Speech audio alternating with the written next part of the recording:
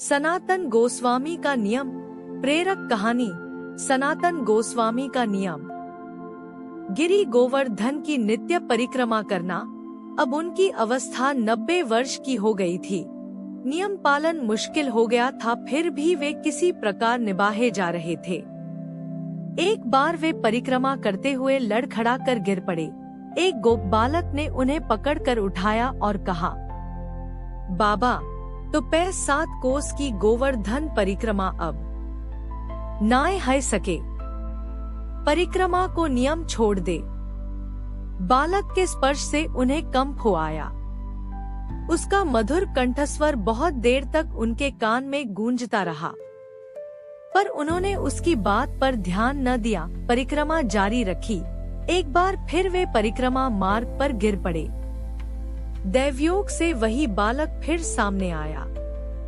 उन्हें उठाते हुए बोला, बाबा, तू बूढ़ो है गयो है, तो माने नाय परिक्रमा किए बिना।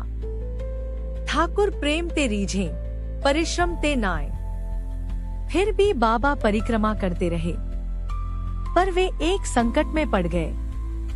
बालक की मधुर मूर्ति उनके हृदय में गड़कर रह गई थी।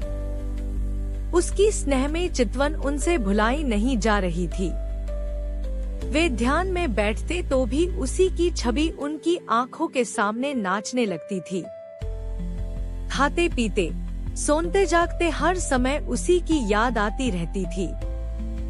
एक दिन जब वे उसकी याद में खोए हुए थे, उनके मन में सहसा एक स्पंदन हुआ, एक नई स्फूर्ति हुई।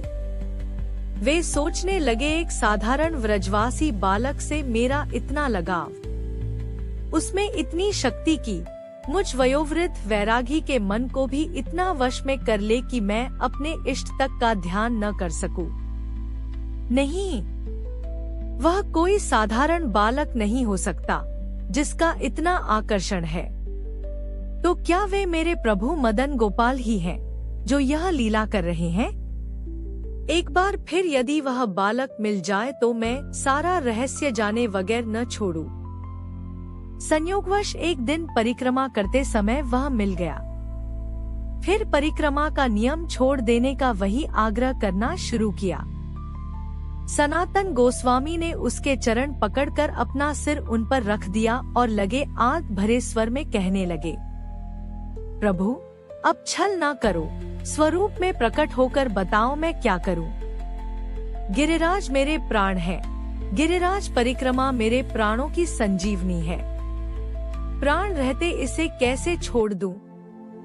भक्तवत्सल प्रभु सनातन गोस्वामी की निष्ठा देखकर प्रसन्न हुए, पर परिक्रमा में उनका कष्ट देखकर वे दुखी हुए बिना भी नहीं रह सकते थे। उन्हें भक्त का कष्ट दूर करना था, उसके नियम की रक्षा भी करनी थी और इसका उपाय करने में देर भी क्या करनी थी। सनातन गोस्वामी ने जैसे ही अपनी बात कह चरणों से सिर उठाकर उनकी ओर देखा, उत्तर के लिए उस बालक की जगह मदन गोपाल खड़े थे। वे अपना दाहिना चरण एक गिरिराज शिला पर रखे थे। उनके मुखारविंद पर मधुर स्मित थी, नेत्रों में करुणा झलक रही थी। वे कह रहे थे, सनातन, तुम्हारा कष्ट मुझसे नहीं देखा जाता। तुम गिरिराज परिक्रमा का अपना नियम नहीं छोड़ना चाहते तो इस गिरिराज शिला की परिक्रमा कर लिया करो। इस पर मेरा चरण चिन्ह अंकित है। इसकी परिक्रमा करने से तुम्हारी गिरिराज परिक्रमा हो जाया करेगी। इतना कह मदन गोपाल अंतर्धान हो गए। सनातन गोस्वामी मदन गोपाल चरणांकित उस शिला को भक्तिपूर्वक सिर पर रखकर अपनी कुटिया में गए। उसका अभिषेक किया और नित्य उसकी परिक्रमा करने लगे। आज भी मदगोपाल के चरण चिन्हयुक्त वह शिला वृंदावन में श्री राधा दामोदर के मंदिर में विद्यमान है। ऐसी मान्यता है कि राधा दामोदर मंदिर की 4 परिक्रमा लगाने पर गिरिराज गोवर्धन की परिक्रमा का फल मिल जाता है। आज भी कार्तिक सेवा में श्रद्धालु बड़े भाव से मंदिर की परिक्रमा करते हैं। जय श्री गिरिराज गोवर्धन की। इस प्रकार की कथा, रोचक कहानियाँ और सुविचार सुनने के लिए कृपया आप अपने इस YouTube चैनल को लाइक, शेयर और सब्सक्राइब करें। धन्यवाद।